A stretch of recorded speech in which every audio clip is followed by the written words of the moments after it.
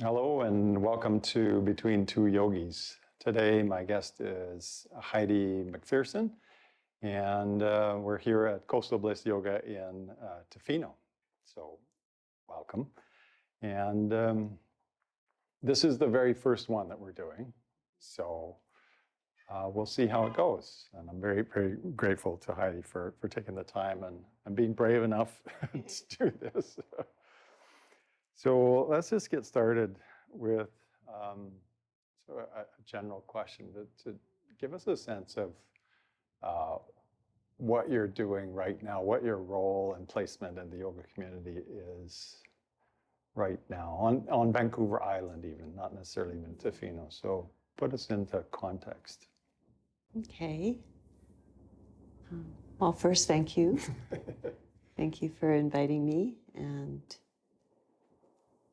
thank you for that question. I think I can answer the first part, which is the role here where we are, here on the Hautli at the Tloquiet Hatwia, and that is the traditional territories of the Tloquiet hereditary chiefs. I can speak to that, and then in terms of Vancouver Island, not sure I can speak to that much. Okay, Tofino then. Sure. So in Cheeks, Tofino, this is Coastal Bliss Yoga, and I think it's important as yogis, the practice of yoga, that we situate ourselves on the land in which we live and reside.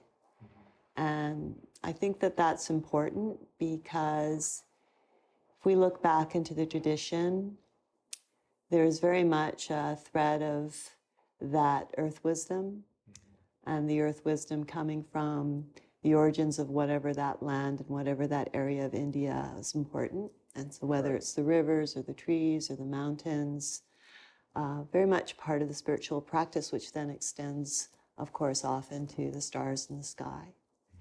And so if you take that, then if you're here to practice yoga, then that wisdom is in the earth that we live and reside in. And there becomes a reciprocal relationship with that in your spiritual practice, I think.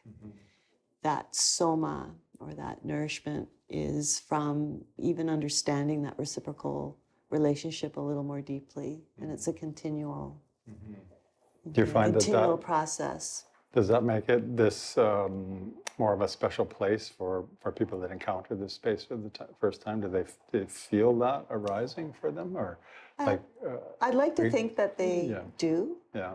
We think that the studio in itself and the way the studio is constructed and the history of this building itself has that feel of something that's kind of organic. Yes. Cedar walls and maybe even the smell. I'm used to the smell now, but I often get students say, I can smell the wood. And even though we're sitting in amongst a commercial area, we've framed the view so that you just see the trees, and we start to recognize the ravens that are visitors or regular visitors that sit in those trees. Oh, it's beautiful. And so how did you come to be here? How did you come to be in this space and doing what you do? I guess we haven't really said what you do here. Yeah. Tofino has always been special to me. So since I was a young child, Vancouver Island in particular was somewhere we camped. Oh. So from age, 8 and older, I guess, is what I have vivid memories of. And Campbell River was one of the first places I landed. And so the area of Miracle Beach, camping there, summers, and then spending some time on this side, camping Long Beach, when you hear those stories about how everyone just spilled onto Long Beach and camped. Yes.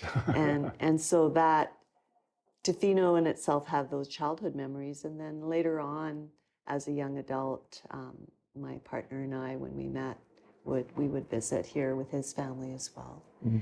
And then I spent years in Whistler, so that's where I would consider myself as a second heart home. Oh. And that's where my adult boys grew up, and they're 27, 29 now. Okay. So we were 27-ish years there. Mm-hmm. And hard work, hard professional work, not a lot of yoga. Okay. But there was a very thriving yoga community there. Probably when I was in my 40s when I really needed it. Mm-hmm. Everything is Mm-hmm. busy, busy, busy. Mm. And this is a long answer to a very Yeah. simple question. But that was a long time to be there, and we Right. were looking for quieter life. Right. And an opportunity came, particularly to my partner, Right. to be here in Tofino, and I said, let's do it. Let's do it. Let's do it. Lovely. Mhm. That's lovely. But before that, we visited, and I was a student here at Coastal Bliss Yoga for many years, Okay. and got to know Jackie and Pascal and Dee Dee and some of the other former teachers, Dawn. Right. And so when I moved here more permanently, it already felt like home. And so how long have you been here, like living here and being part of this studio full Since time? 2014. Okay. Mm-hmm. So just about 10 years. Yeah. Yeah. So when you go look back at Whistler, Mm-hmm. it sounds like that was maybe your first encounter with yoga, or before that even? Yeah, before that, my first encounter with yoga was definitely when I was a student at UBC. Oh, okay. Mm-hmm. And that would have been in the late 80s. Mm-hmm. Interesting. So that was when yoga in Kitsilano was starting to emerge. Mm-hmm. They had a small yoga studio on 4th Avenue. I can't remember what it was called, but it was Ashtanga Yoga. Okay. And that was my first kind of introduction to Hatha Yoga, to asana. Mm-hmm. And so the roots of your own practice is in the Ashtanga realm, or how has it shifted and morphed as you've? Yeah, you moved know how around? we have, as yoga teachers now, we've got different vocabulary around what yoga is. Yes. And so I would say Excuse me. that was the start of what the asana practice was. And my roots in terms of the other aspects of yoga, if you look at strictly, it's like movement or breath work or meditation, go far beyond before that. Oh, really? Oh, well, that's interesting. Okay, so you're a lifetime yogi. I think so. Well, that's good. You know, now that I know more about yoga, I would have answered that question completely differently 10 years ago. Right. Right. Yeah, I don't know. I don't think I've not been a lifetime yogi. I've Johnny come lately kind of thing. But and so now we didn't really get into it. Now you've assumed this role of owning a yoga studio and being a kind of a figurehead almost of this community. Can you give me a sense of the yoga community in and around Coastal Bliss, or in and around Tofino even? Like, who is this community made of? And This community has a very rich yoga tradition. I haven't been a part of the early tradition of yoga here, but I've heard through it for example, through Natalie Rousseau, a little bit of it. Right, right. So Natalie Rousseau lived and worked here, and one of the early kind of pioneers of yoga here. And she learned from also some other teachers that live and still live here. And yoga began in people's homes and people's basements here. So there's part of that history that I wasn't involved with, so I'm not sure how much I want to say to it. Right. But when I landed here, I had a sense of it right away that if I threw out a number or a percentage, I would say easily, 75% of the people that live here do yoga or practice yoga. That's amazing. That's great. I would throw out that number simply because when I arrived, everyone that I had been in contact with, whether they practiced at Coastal Bliss or not, Right. practiced yoga. And either through Natalie Rousseau or through some of the other early teachers. Right. So there's very, very deep roots of yoga here Yeah, in this land. yeah, Indeed. Yeah. there are. Yeah. There are. And then and so with Coastal Bliss, we see some of that, but we don't see all of it. There are a lot of practicing yogis, a lot of independent yoga teachers, and sometimes we come together, but sometimes we don't. And So what's the? I'm trying to get a sense of the placement of Coastal Bliss within the Tofino yoga community. Is there a certain kind of audience or focus or thing that you bring that would be uniquely kind of your space, or is it all woven together? I think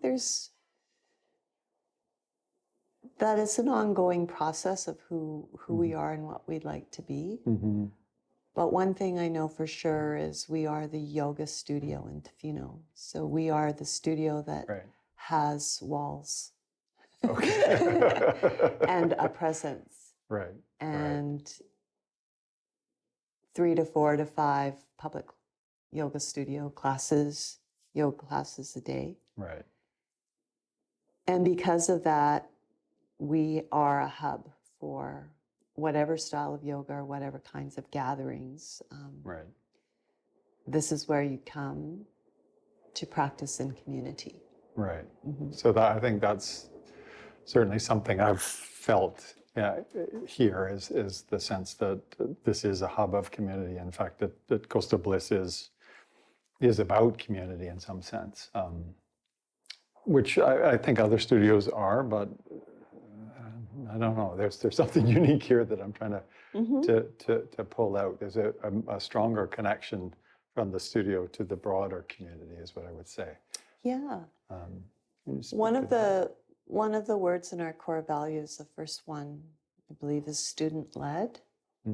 And what that means to me is that we are teachers, but we are students, and that messaging is really important to us.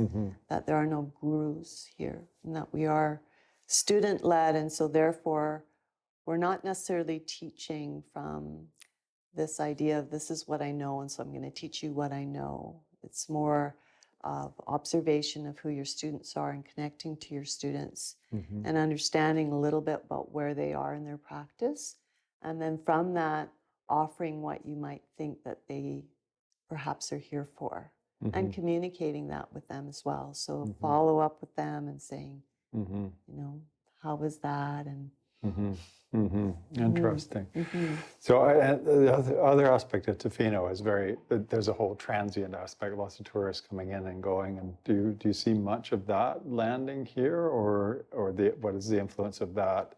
Because you've got the steady Eddie community, and then there's other players that come in and out. We see consistent visitors year round, and more so in the summer. So we see less pass holders in the summer because they're all busy taking care of all the visitors. And then we see more visitors find our studio and practice. But we have a really lovely part-time, I guess, resident population. And part-time is, in Whistler we had very much a part-time, but in Tofino it's a sense of visitors coming regularly 2 to 3 times a year, whether they own property here or not, but they're here, and we see them regularly in those times that they visit, which is really nice. That's lovely. That's lovely. So kind of a different tangent here. What's lighting you up these days in terms of practice, teaching, community, whatever it is? Are things that are like, this is exciting, or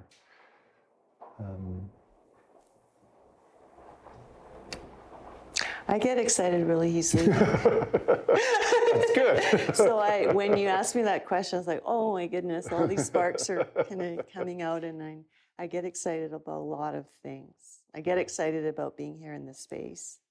and I get excited about meeting new people that have just discovered this space. But I guess if I look more deeply at in terms of the yogic question of, you know, what have I been studying, or what am I more immersed in, and how is that changing how I teach and how I practice? I would say in the last, I don't know, maybe 3 years, since the pandemic and slightly before that, that I've been interested in understanding different perspectives, if that makes sense. And that my meditation practice has changed too because of that. And then I've learned that shape-shifting is really great. What do you mean by shape-shifting? So that my reality, although as much as I like to believe that it's truth, is not. Right. And if I want to know more about truth, then I have to know more about people and individual people. Right. Right. And see things from their perspective and actually live in their bones a little bit to have a conversation that is not just one way, listening and talking, but one that is growing both sides and both ways. That's pretty deep. No, very much so. And so are there specific things that you've begun to realize in this last few years that are absolutely, like what kinds of things have arisen for you? And again, this is pretty deep, but it teaches me a little bit about, well, quite a bit about my lineage, and that it's not, you know, one source, that's multiple sources, and that's okay. And what's even more okay is if I understand each of those a little bit clearer. And what that tells me is that each person likely has that, you know, multiple kinds of threads of identities. Right. And that we gloss over those threads sometimes. You know, we say, oh, this is, you know, you're Japanese or you're German, so you must be this, when each of those cultures have so much diversity. And practicing that where you work and live. So in the Tloquit Nation, for example, is learning the language and understanding the diversity within that culture itself. Right. Says and speaks a lot to yoga itself and your own personal journey, I think. Right. Yeah, I am seeing a fairly strong tie between you and the First Nation here, and it seems to ever grow. That's a lovely thing. Do you have any kind of insights you could offer around that, or how to nurture that in other settings, or what, you know, what's made it work here? Because it's obviously needed in so many places. I've seen it in Victoria in some settings, but maybe less so in others. Yeah, I guess I don't question whether it's working or not. I just allow it. Yeah, I invite the relationship to be, and without the force, of course. Right. But also there's the own independent yoga where if I'm in relationship with a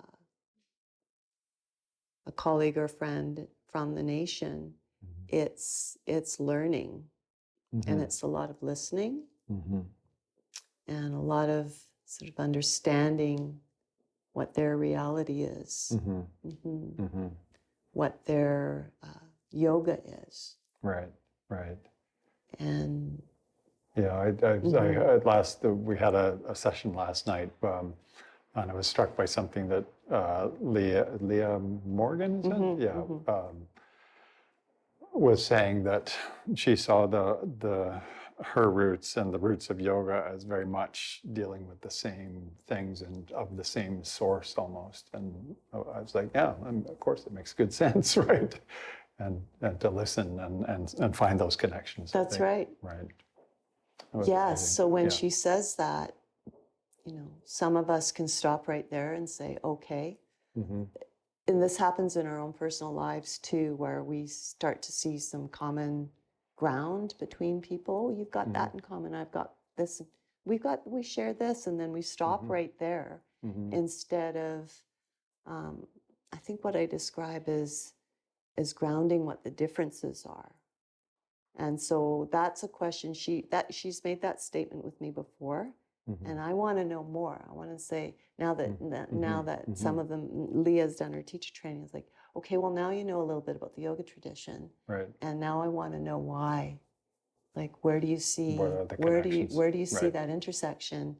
Right. And that's when she did the series on the Isak pledge, which is a 7-part pledge that describes the 7 parts of the pledge, which are actually very much in alignment with the 8 limbs of yoga. Oh. And in fact, it gets into a little more detail of the yamas and yamas. This speak to a little more detail about some of that earth wisdom. For example, one of the first parts of the pledge is Isaksin Hitin, and it describes this respect for natural law, Okay. for the laws of nature, right? That's yeah. And it builds from there. So you go teach sin Hitin, and goes into the next pledge. You know, what are the laws of nature that are respectful, and things like that reciprocity. What does that reciprocity mean? And she teaches us so much when we have the plant medicine series, for example. We're so, and when I say we, I'm not blaming anyone, or it's like we're so used to asking the question, well, what are the benefits? Right. What are the benefits to that plant? It's like the first question always. Like, what are the benefits? What's it going to do for me? Yeah, that question doesn't even come up. It's a relationship. Right. It's the relationship, and what is that relationship with the plant? That in itself, that relationship is what the soma is, what the nourishment is. Wow.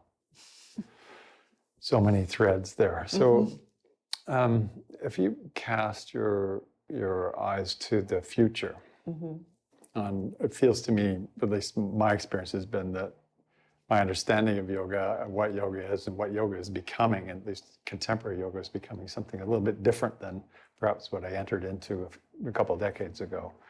Do you see an evolution to yoga, or where do you see all of this going? Is there an interleaving of disciplines and lineages, or where's all this going in your mind? Yeah, I don't know where it's all going. I know where I would like to see it go, but where's that? Then, of course, that's not always where it ends up. No. Well, we're not in control.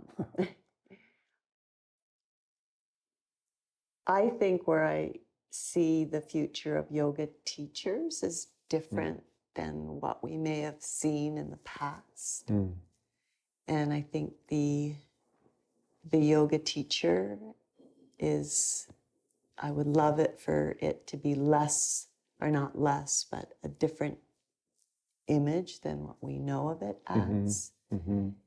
And so this is a perfect example right here, where you've had a life of family, a life of a career, and now you're a yoga teacher.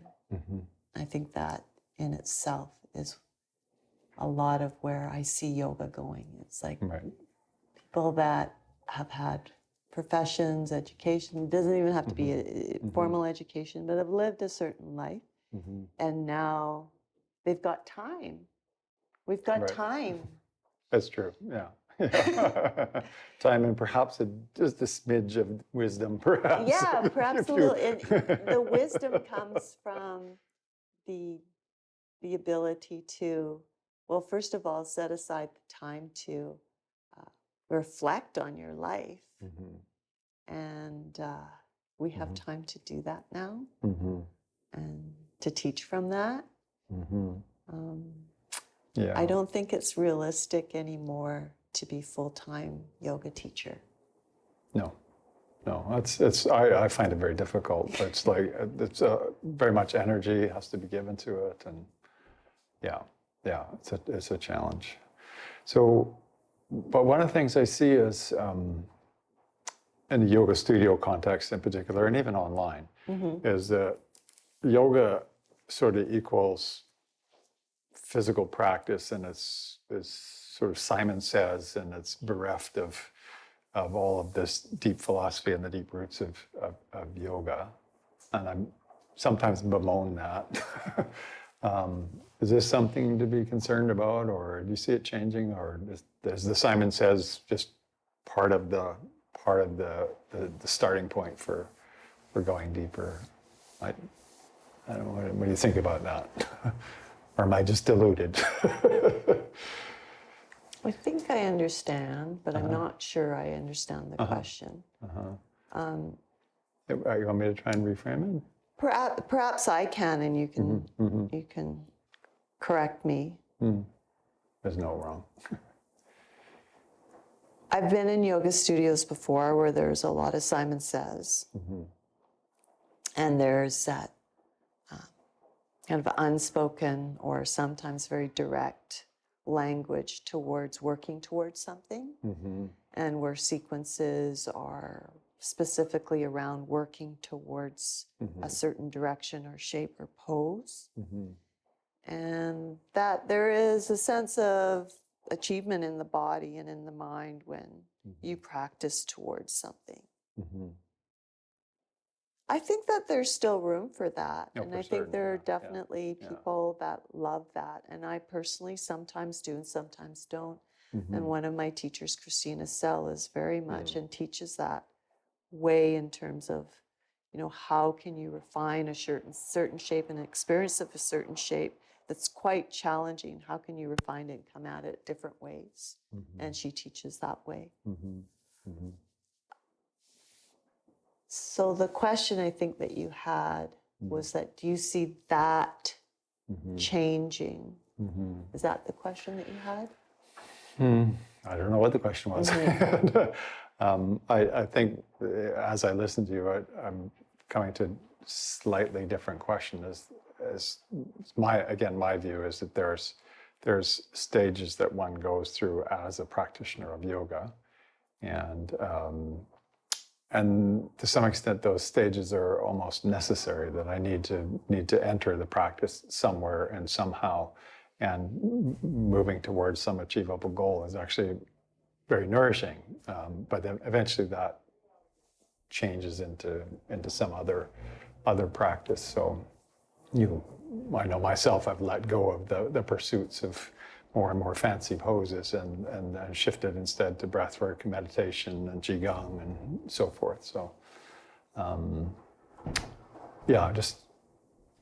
just poking at what's the future of yoga and what's the entry point? Is the entry point changing, or Yeah, I don't know. I don't know I think because we're so diverse that the entry points are always going to be diverse. Right. I do believe that whatever entry point you choose, that it might be worth exploring the different parts of yoga. So I have colleagues and friends that their entry point was meditation, and it still is meditation. And I think that there's some merit to exploring moving energy in some sort. It might not be a vinyasa class, but movement of some sort too is really part of yoga as well. That's key. Yeah. And if you're just doing movement, then you might want to consider being more still. Yep. Yeah, that was my trajectory for certain. I was very, very yang, right? And I needed to bring in the softness and the interiority, and that served me well. Yeah. And I really need all of it. And for me, it's being honest with myself and asking myself, what is it that I should nourish today, even though I might be really resistant to it, and that's often a sign that says, Yeah. Yes, I can relate to that. So I don't know. Maybe one final question, and then I think we can wrap it up. Yeah. You have an emerging yoga philosophy, like the yoga philosophy of Heidi. Like, Do I? Yes, do. Okay. Yeah, do you? And what might that be? Or like, I think the reason I ask this question is this more as, again, maybe from a selfish point of view, is that over time I've come to develop my own understanding and viewpoints and connections that feel right for me about what I think my philosophy is of yoga and its placement. It's maybe, I think the word's been used before, that I've created a yoga cocktail, right? It's a mixture of things, and it works for me, and that's my philosophy. Or do you have a cocktail, or are you still very, or not still, but do you have a different lineage or connection that arises through you?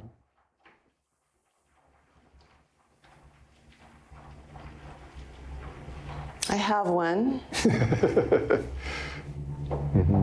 And it speaks to a little bit what I've talked about already. And I'll try to keep it short or not too long. When I read or when I listen or study the yoga tradition, I can't help but question that what we read and know is not always true. And that what is true is my experience in some respect, my yoga and how I interact with my community in the world.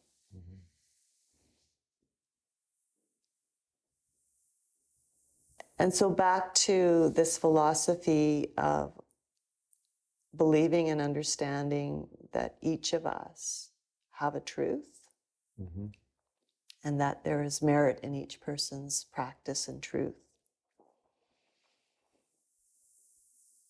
And if we believe that, then within the yoga tradition, that must have been true as well.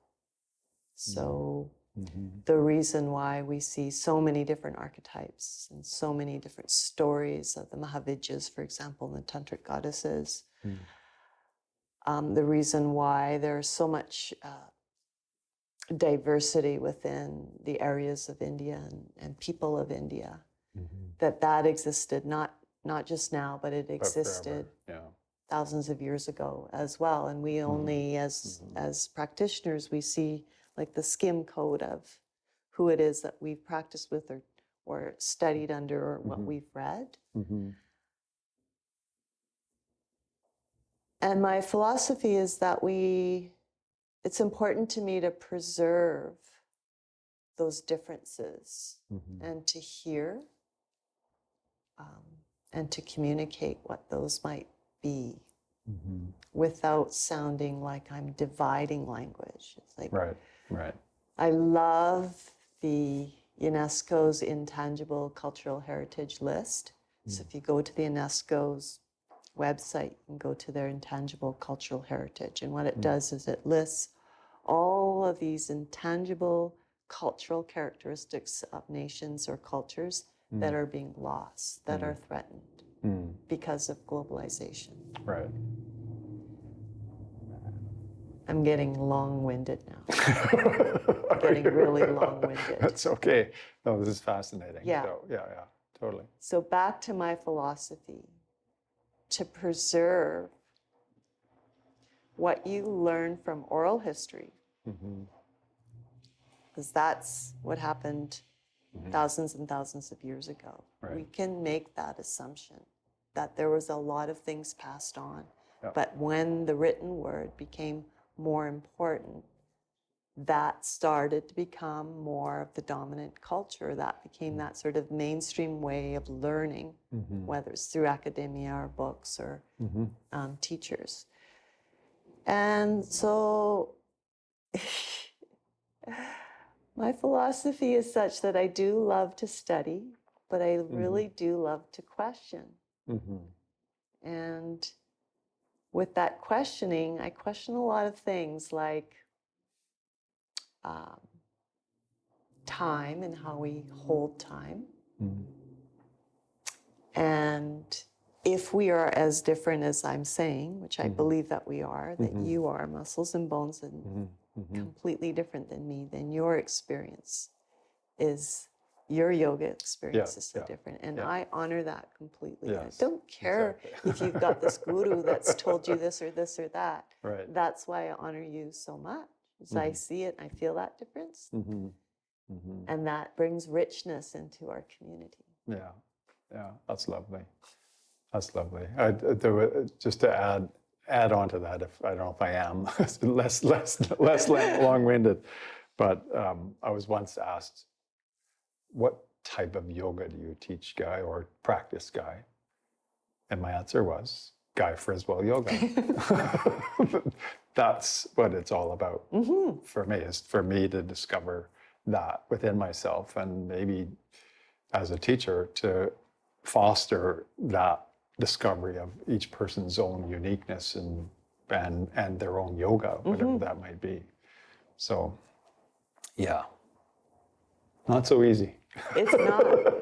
And it's not an easy philosophy to describe simply. No. And of course, there's layers and layers within that as well. Right. Yeah, that's lovely. All right. Anything else? Don't think so. No, I think that was Hopefully that's there great. was something intelligent in there. There's a Something lot worth of, listening I think to. there's a lot of intelligent stuff there. Whether or not people listen is another question. So thank you. Thank Heidi. you, I really Guy. appreciate it. It's Thank you really, for really, being in this special space with us, and yeah. I look forward to seeing what you come up with. That's right. Say bye to the folks. Bye. Thank Coastal you. Bliss Yoga, Tofino.